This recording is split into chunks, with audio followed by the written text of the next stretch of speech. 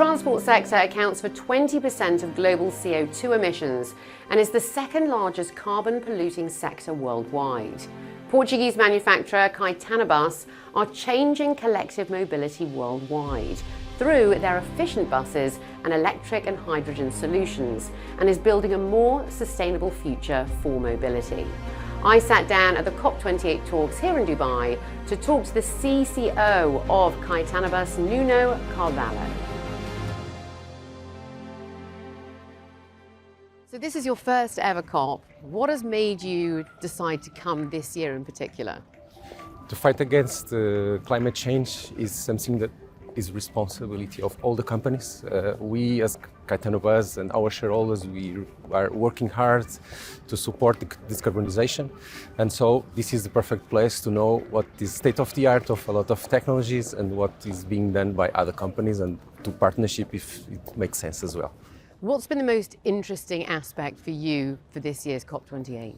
Technology and innovation. We saw a lot of interesting stuff there. We can really see what is the future, what can be done together to develop the solutions on our buses, for example, and in order to have the zero-emission buses more and more advanced in the market. Very much looking forward to hearing much more about your company. Let's head on over to our studio for more.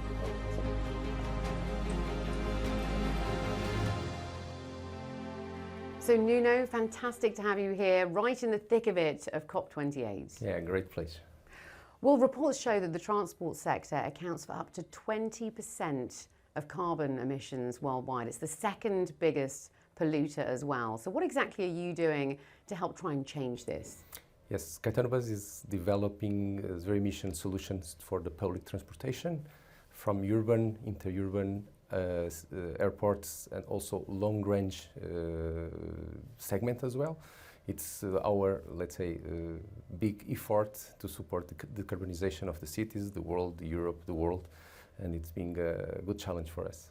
So pure electric vehicles are zero emitters. Tell us what you're doing right now with your 100% electric bus. Yeah, we have the battery electric bus that normally is called 100% electric bus. However, we also had an additional product portfolio on hydrogen, so normally electric powered by hydrogen vehicles. This is coming from a long and strong partnership with Toyota, where we developed together the hydrogen powered bus for the cities, and we are now developing solutions for the interurban airports and long range. So you've got a really nice mix there of battery and hydrogen. What sort of area are you seeing more sort of most popularity? They are both complementary. So we have both solutions. We advise our customers and partners on what could be the right one to adopt depending on the operation, the routes, the climate conditions, etc. So we don't fight against what should be the one that is better, but we normally try to work together with the customer in order to develop the best solution for the scale up of these zero emission fleets. So it's not saying one or the other. There will be a complementary mix of fleets between the battery electric and electric powered by hydrogen.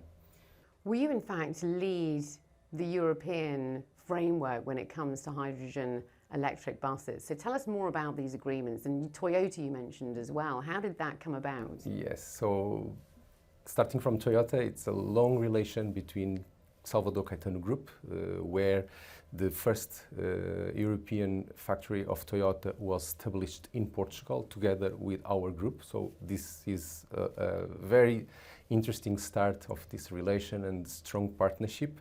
We do, as a group, we do assembly vehicles for Toyota in Portugal. As CaetanoBus, we were challenged by Toyota to use the Mirai fuel cell stack to make application in heavy duty, in our case, on the buses. So this starts as a challenge. Our engineering R&D were able to integrate this fuel cell stack in our buses, battery electric buses first.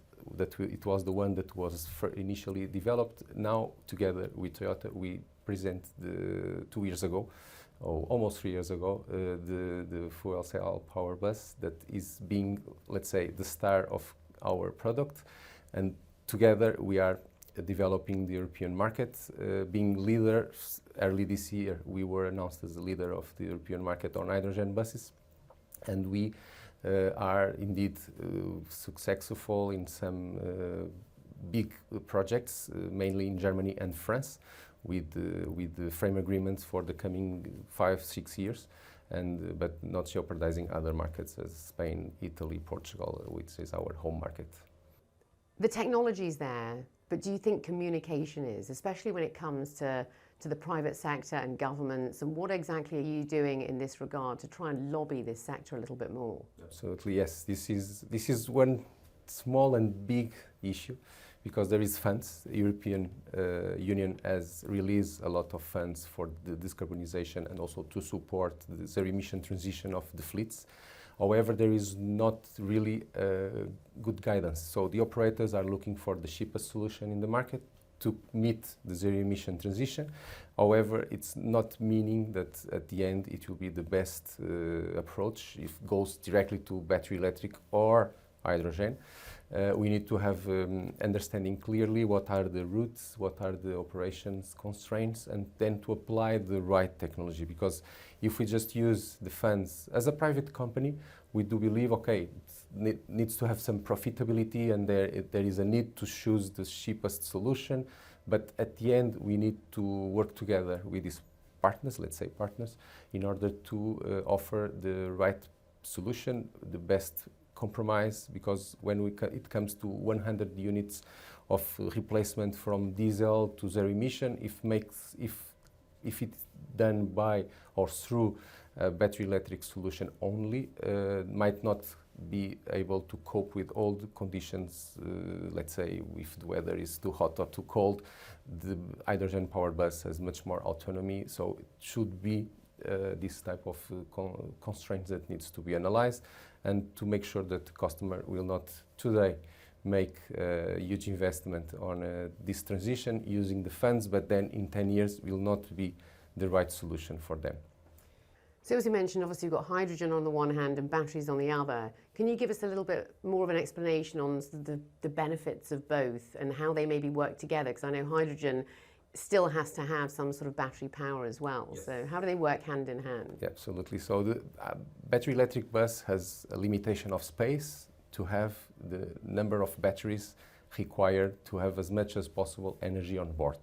It's true that the technology of batteries are developing quite fast, maybe not so fast as the zero-emission transitions needs, because a battery electric bus is not yet able to make the same range as a diesel bus.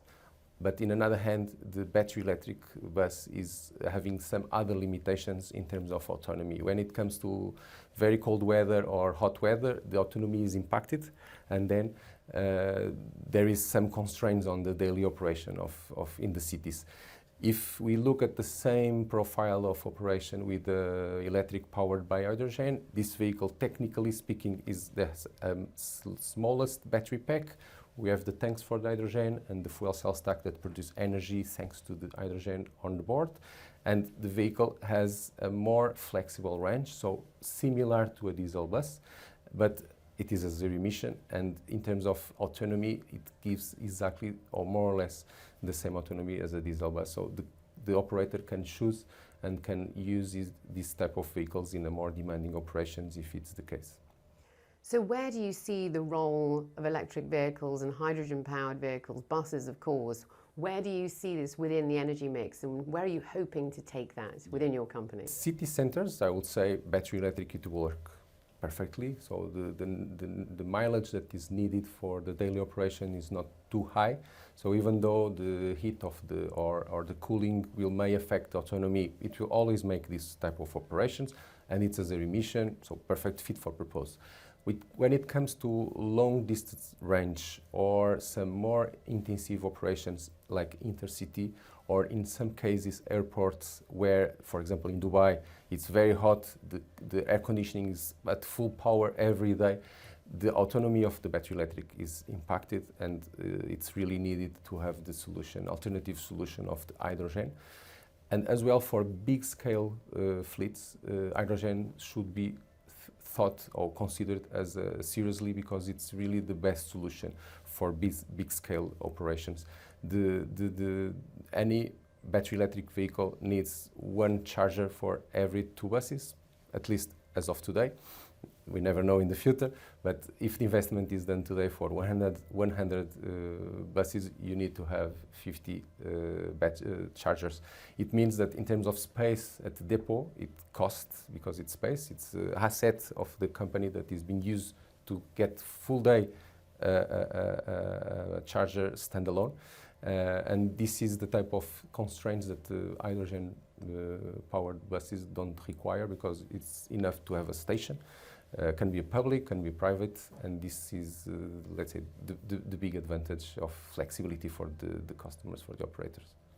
Brilliant to sit down with you here today. Thank you so much for that unique insight into CaetanoBus, and best of luck with everything. Thank you very much.